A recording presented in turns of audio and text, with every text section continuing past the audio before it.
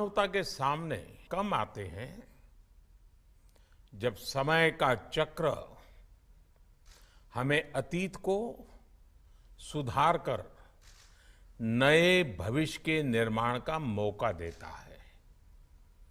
आज सौभाग्य से हमारे सामने एक ऐसा ही क्षण है। दशकों पहले जैव विविधता की सदियों पुरानी जो कड़ी टूट गई थी, विलुप्त हो गई थी, आज हमें उसे फिर से जोड़ने का मौका मिला है। आज भारत की धरती पर चीता लौट आए हैं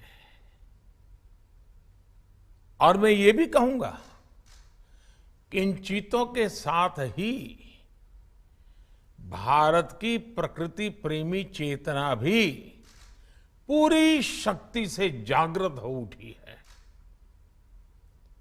मैं इस ऐतिहासिक अवसर पर सभी देशवासियों को बहुत बहुत बधाई देता हूं।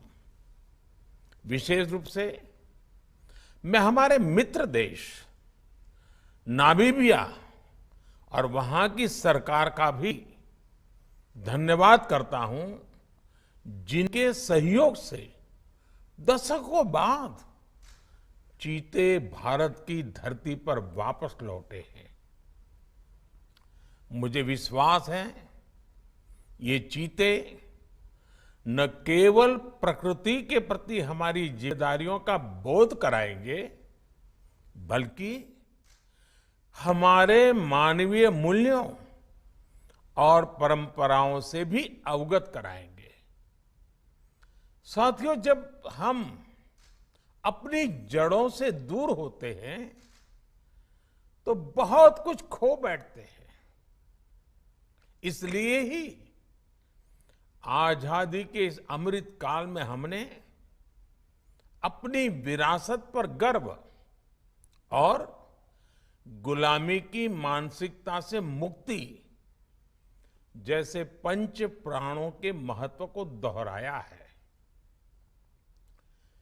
पिछली सदियों में हमने वो समय भी देखा है जब प्रकृति के दोहन को शक्ति प्रदर्शन और आधुनिकता का प्रतीक मान लिया गया था। 1947 में जब देश में केवल आखिरी 3 चीते बचे थे तो उनका भी साल के जंगलों में निष्ठुरता व गैर जिम्मेदारी से शिकार कर लिया गया। ये दुर्भाग्य रहा कि हमने 1952 में चीतों को देश से विलुप्त तो घोषित कर दिया, लेकिन उनके पुनर्वास के लिए दशकों तक कोई सार्थक प्रयास नहीं हुआ। आज आजादी के अमृत काल में अब देश नई ऊर्जा के साथ चीतों के पुनर्वास के लिए जुट गया है। अमृत में तो वो सामर्थ्य होता है जो मृत को भी पुनर्जीवित कर देता है। मुझे खुशी है कि आजादी के अमृत काल में कर्तव्य और विश्वास का ये अमृत हमारी विरासत को, हमारी धरोहरों को और अब चीतों को भी भारत की धरती पर पुनर्जीवित कर रहा है। इसके पीछे हमारी वर्षों की मेहनत है। एक ऐसा कार्य राजनीतिक दृष्टि से जिसे कोई महत्व नहीं देता, उसके पीछे भी हमने भरपूर ऊर्जा लगाई। इसके पीछे एक विस्तृत चीता एक्शन प्लान तैयार किया गया। हमारे वैज्ञानिकों ने लंबी रिसर्च की, साउथ अफ्रीकन और नामीबियाई एक्सपर्ट के साथ मिलकर काम किया। हमारी टीम्स वहां गई, वहां के एक्सपर्ट भी भारत आए। पूरे देश में चीतों के लिए सबसे उपयुक्त क्षेत्र के लिए वैज्ञानिक सर्वे किए गए और तब कूनो नेशनल पार्क को इस शुरुआत के लिए चुना गया। और आज हमारी वो मेहनत परिणाम के रूप में हमारे सामने है। साथियों, ये बात सही है कि जब प्रकृति और पर्यावरण का संरक्षण होता है तो हमारा भविष्य भी सुरक्षित होता है, विकास और समृद्धि के रास्ते भी खुलते हैं। कूनो नेशनल पार्क में जब चीता फिर से दौड़ेंगे तो यहां का ग्रासलैंड इकोसिस्टम फिर से रिस्टोर होगा, बायोडायवर्सिटी और बढ़ेगी। आने वाले दिनों में यहां इको टूरिज्म भी बढ़ेगा, यहां विकास की नई संभावनाएं जन्म लेगी, रोजगार के अवसर बढ़ेंगे। लेकिन साथियों, मैं आज आपसे सभी देशवासियों से एक आग्रह भी करना चाहता हूं। कूनो नेशनल पार्क में छोड़े गए चीतों को देखने के लिए देशवासियों को कुछ महीने का धैर्य दिखाना होगा, इंतजार करना होगा, सहयोग करना होगा। बनकर आए हैं इस क्षेत्र से अनजान नेशनल पार्क को, इसके लिए हमें इन चीतों को भी होगा, हमें अपने प्रयासों को देखती हैं। सस्टेनेबल डेवलपमेंट की बात, प्रकृति और एक केवल एबिलिटी और स्पिरिचुअलिटी जिनका सांस्कृतिक ब्रह्म संसार अपना ही विस्तार है, परम के फायदे को ध्यान में रख वास्तविक जीवन के लिए जीता है। निकालते हैं की भी चिंता करना से है कि कहीं अकारण किसी जीव का जीवन चला जाए तो हम अपराध बोध से भर जाते हैं। फिर किसी पूरी जीव जाति का अस्तित्व ही अगर हमारी वजह से मिट जाए, ये हमें कैसे स्वीकार हो सकता है? आप सोचिए, हमारे यहां कितने ही बच्चों को ये पता तक नहीं होता है कि जिस चीता के बारे में सुनकर वो बड़े हो रहे हैं वो उनके देश से पिछली शताब्दी में ही लुप्त हो चुके हैं। आज अफ्रीका के कुछ देशों में और ईरान में चीता पाए जाते हैं, लेकिन भारत का नाम उस लिस्ट से बहुत पहले हटा दिया गया था। आने वाले वर्षों में बच्चों को इस विडंबना से नहीं गुजरना पड़ेगा। मुझे विश्वास है वो चीता को अपने ही देश में कूनो नेशनल पार्क में दौड़ता देख पाएंगे। चीता के जरिए आज हमारे जंगल और जीवन उसका एक बड़ा शून्य भर रहा है।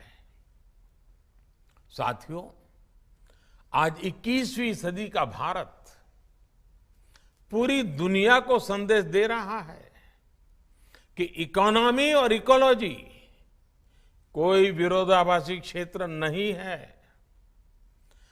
पर्यावरण की रक्षा के साथ ही देश की प्रगति भी हो सकती है। ये भारत ने दुनिया को करके दिखाया है।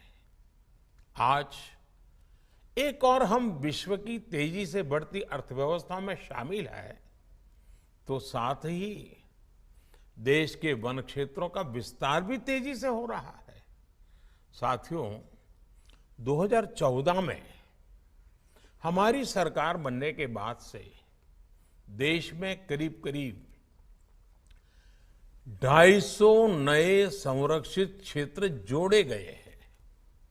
हमारे यहां एशियाई शेरों की संख्या में भी बड़ा इजाफा हुआ है। आज गुजरात देश में एशियाई शेरों का बड़ा क्षेत्र बनकर उभरा है। इसके पीछे दशकों की मेहनत, रिसर्च बेस्ड पॉलिसीज और जन भागीदारी की बड़ी भूमिका है। मुझे याद है, हमने गुजरात में एक संकल्प लिया था, हम जंगली जीवों के लिए सम्मान बढ़ाएंगे और संघर्ष घटाएंगे। आज उस सोच का प्रभाव परिणाम के रूप में हमारे सामने है। देश में भी टाइगर्स की संख्या को दोगुना करने का जो लक्ष्य तय किया गया था, हमने उसे समय से पहले हासिल किया है। असम में एक समय एक सींग वाले गैंडों का अस्तित्व खतरे में पड़ने लगा था, लेकिन आज उनकी भी संख्या में वृद्धि हुई है। हाथियों की संख्या भी पिछले वर्षों में बढ़कर 30,000 से ज्यादा हो गई है। भाई और बहनों, देश में प्रकृति और पर्यावरण के दृष्टिकोण से जो एक और बड़ा काम हुआ है, वो है वेटलैंड का विस्तार। भारत ही नहीं, पूरी दुनिया में करोड़ों लोगों का जीवन और उनकी जरूरतें वेटलैंड इकोलॉजी पर निर्भर करती हैं। आज देश में 75 वेटलैंड्स को रामसर साइट्स के रूप में घोषित किया गया है, जिनमें 26 साइट्स पिछले 4 वर्षों में ही जोड़ी गई हैं। देश के इन प्रयासों का प्रभाव आने वाली सदियों तक दिखेगा और प्रगति के नए पथ प्रशस्त करेगा। साथियों, आज हमें वैश्विक समस्याओं को, समाधानों को और यहां तक कि अपने जीवन को भी होलिस्टिक वे में देखने की जरूरत है। इसलिए आज भारत ने विश्व के ये LIFE लाइफ यानी लाइफस्टाइल फॉर द एनवायरमेंट जैसा जीवन मंत्र दिया है। आज इंटरनेशनल सोलर अलायंस जैसे प्रयासों के द्वारा भारत दुनिया को एक मंच दे रहा है, एक दृष्टि दे रहा है। इन प्रयासों की सफलता दुनिया की दिशा और भविष्य तय करेगी। इसलिए आज समय है कि हम ग्लोबल चुनौतियों को दुनिया की नहीं, अपनी व्यक्तिगत चुनौती भी माने। हमारे जीवन में एक छोटा सा बदलाव पूरी पृथ्वी के भविष्य के लिए एक आधार बन सकता है। मुझे विश्वास है, भारत के प्रयास और परंपराएं इस दिशा में पूरी मानवता का पथ प्रदर्शन करेगी, बेहतर विश्व के सपने को ताकत देगी। इसी विश्वास के साथ आप सभी को इस मूल्यवान समय पर, ऐतिहासिक समय पर बहुत बहुत धन्यवाद देता हूं, बहुत बहुत बधाई देता हूं।